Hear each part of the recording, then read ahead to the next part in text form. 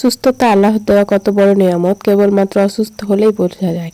তো আসসালামু আলাইকুম, কেমন আছেন সবাই? আশা করি ভালো আছেন। আলহামদুলিল্লাহ আমি ভালো আছি, তবে জ্বর হওয়ায় মুখে রুচি নেই, এই জন্য নতুন কিছু আপনাদের সাথে শেয়ার করব। এই যে দেখছেন, আজকে আমি রান্না করব সজনে ডাঁটা। হ্যাঁ, সজনে ডাঁটা, ডিম দিয়ে, ডাল দিয়ে একটা নতুন তরকারি। তার জন্য সজনে ডাঁটা কেটে ধুয়ে রেখে দিলাম।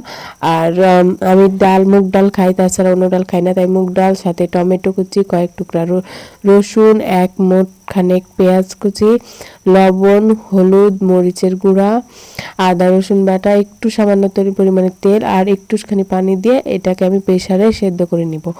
সেদ্ধটা হয়ে গেলে এই যে দেখুন, পানিটা একদম টান টান হয়ে আসবে। সেদ্ধ হয়ে গেলে আমি একটা ডাল ঘুটনি নিয়ে এভাবে ডালটা ভালো করে ঘুটে নেব আর কি। ডালটা হয়ে গেলে আমি এর ভিতরে এখন সজনে ডাঁটা দিয়ে দিব। একসাথে দিলে সজনে ডাঁটাটা ভেঙে যেত, ওই জন্য আমি পরে দিলাম সজনে ডাঁটা। তারপরে মাত্র একটা শীষ দিয়েই এই যে নামিয়ে নিব। এই যে দেখুন, সেদ্ধ হয়ে গেছে।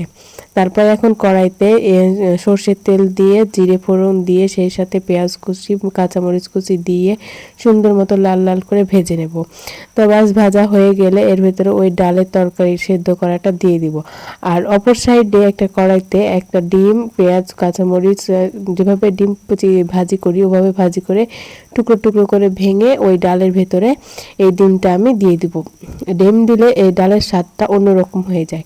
তো ব্যাস, আমার এই ডালটা এখন প্রায় হয়ে এসেছে। ব্যাস, এখন একটু ডালের পানিটা কমে আসলে আর কি, ঝোলটা কমে আসলেই রেডি।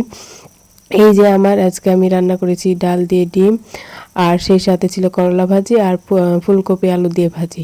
এই যে দেখুন, ডিমটা খেতে সেই মজা লাগছে। আমার মেয়েকেও খাইয়ে দিলাম আমি এই ডিম দিয়ে, আর নিজেও খেয়ে নিলাম, সেই স্বাদ। আপনাদের কাছে কেমন লাগলো জানাবেন। ধন্যবাদ।